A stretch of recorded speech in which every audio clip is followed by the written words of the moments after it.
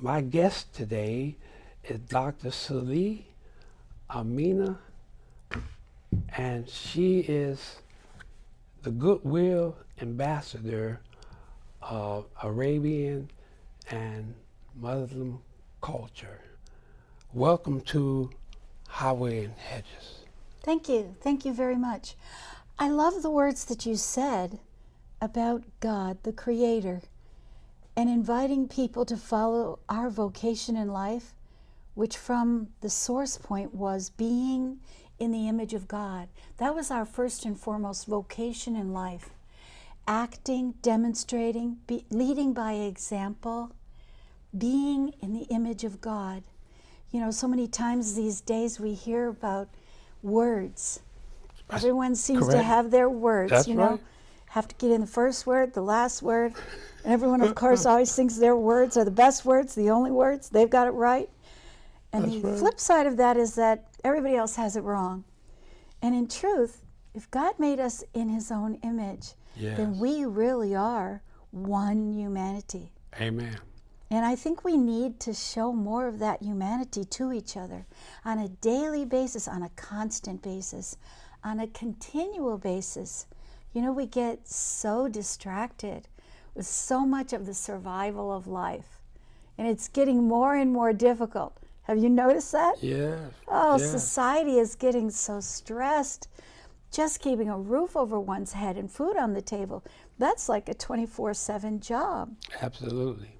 We forget about our original vocation, our original calling, which really is to be servants of God, which really is to emanate the same light that is in all of us, the God light that is inside of us. Yes. That's our calling. And I try to do that in my life. You had mentioned being an ambassador. And even though, yes, the assignment to that, yes. Tell us more about that. Well, in 1980, I had gone to Arabia.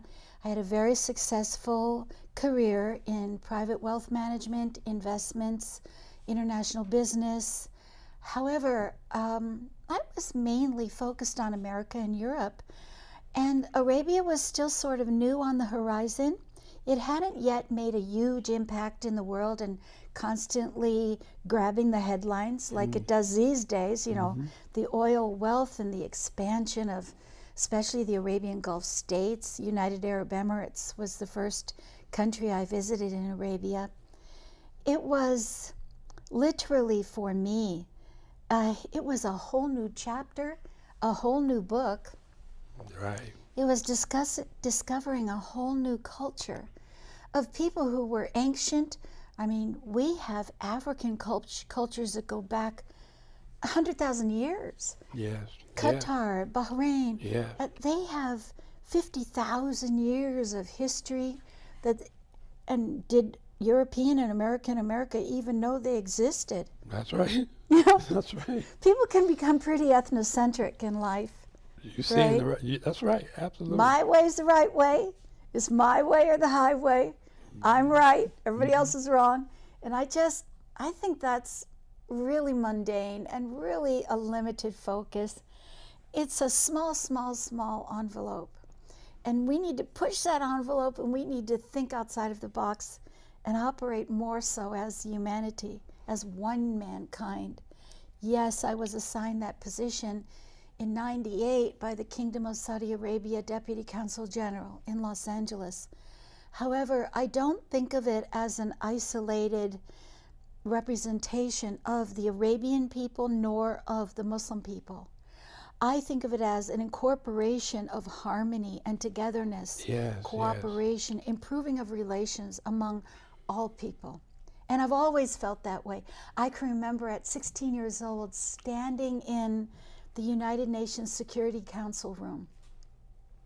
And I said, someday I think this is where I should be and where I should be working, because I felt the concept of United Nations, just the words alone, That's that right. really touched my soul. All nations should be united. We should all be cooperating. We should all be loving, forgiving, tolerating, understanding. We should all be showing compassion, concern. I cannot understand why there is a tiny minority that controls enormous wealth beyond comprehension, while there are huge amounts of this globe that are suffering profoundly. There's like a third of the planet doesn't even have clean water. That's right. And in fact, you know, it shocks me and hurts me. It actually disappoints me that we have forgotten about our brothers and sisters.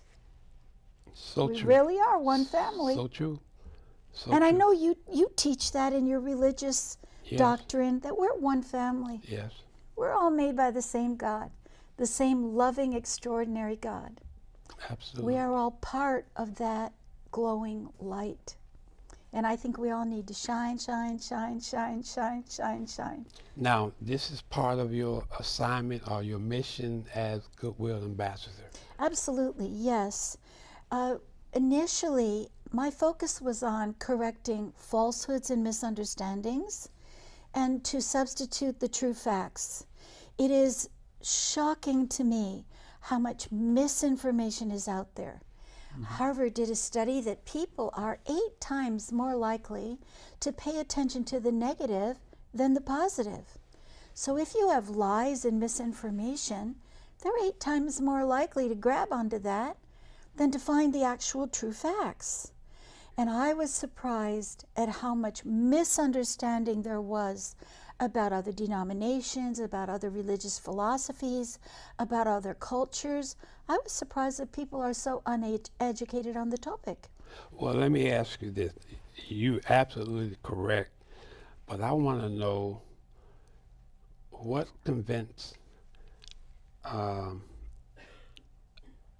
the radio station, the TV station, CNN at 9/11 to select you to bring your mission Yes. on national, international TV. Yes. Why did they select the Goodwill Ambassador? Well, probably since they're the ones who selected me, they'd probably be the best ones to answer that question. So I can only guess. But I'm presuming that it had to do with the fact that I have been a very effective honorary ambassador of Goodwill. And I have been effective at mediating among the interfaith religions. You know, especially if one focuses on the monotheistic philosophy.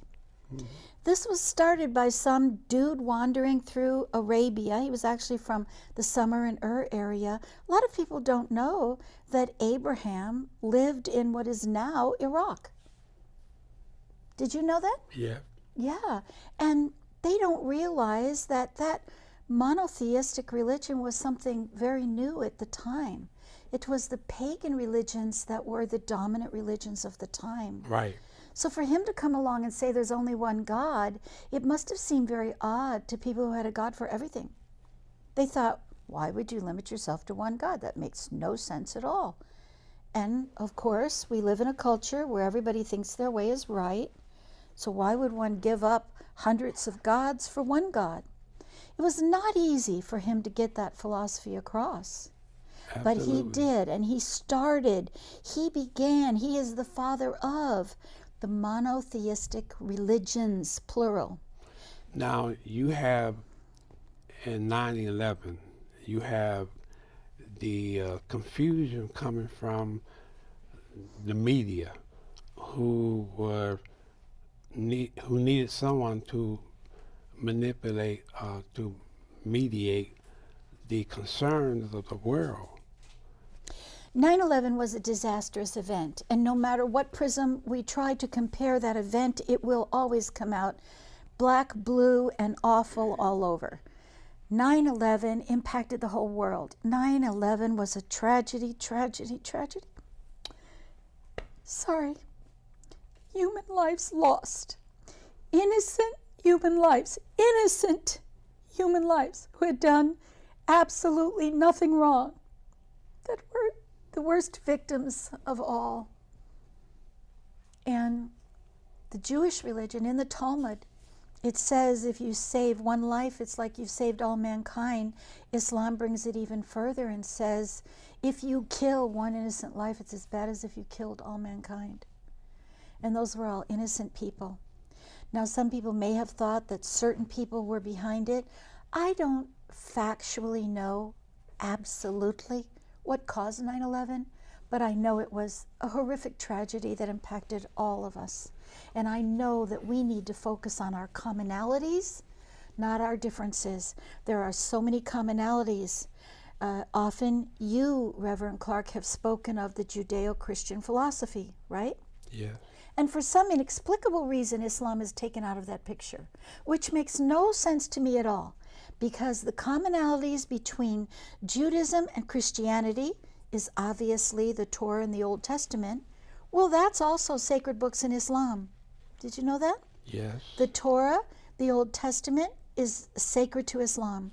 The Gospels of Jesus are sacred to Islam. They're holy books of the Muslim people. Yes. The law of Moses, which is basically all the Jewish law, is sacred to Islam. It's an Islamic literature. The Psalms. And Jesus is thought of very, very, very highly. The Prophet Muhammad himself, who was only a person, nobody praised to him, nobody praised to him, nobody praised to him. He's not a god, he's not anyone other than a decent person who formulated Islam by revelation from who he felt was Angel Gabriel. It was an angel appeared to him in a cave, told him what we now call the Quran, and he passed it on to other people. He never really thought of himself as someone very, very special. In fact, he often said that Jesus was a greater prophet than he. The similarities in Christianity and Islam are profound. You believe and have taught, David, about the virgin miraculous birth of Jesus, yes? Yes. Do you know any Jewish people who believe in that? Yes. Oh, really? But not many. Okay. Well, Muslims believe in that. It's actually part of the teachings. They believe in the divine creation of Adam, the first man, with no human whatsoever. Jesus with no human whatsoever. A father. He just had a mother who was human. But the other creation was from God. Muslims believe that. Muslims believe Jesus was created miraculously, that Mary was a virgin, that he resurrected body and soul into heaven, that he is the Messiah, and that he will come again. Now you might think that's some Christian preacher, right? Jesus is the Messiah and he will come again. Well, all Muslims believe that also. So I just wanted to introduce you to another chapter of what I think is your religion, and that is the Judeo-Christian Muslim philosophy. I appreciate that. I can understand why they selected you, the Fox News selected you to be the mediator of the conflict, of the confusion between Islam and the Jews and the Christians at that time, so that people can get peace. Well, thank you for that. And I appreciate your sacrifice, because all over the world saw your face and heard your voice. And when I came home, they had graffitied all over my wall of my house, and I won't tell you what it said because it was very, very horrific. But I am an American, and I even have direct, immediate family members who are descendants of Alexander Hamilton, a founding father, a signatory to the Constitution of the United States, and my great-great-great-great-grandmother is from the other side of the world, but I'm an American. Thank you so much for having me.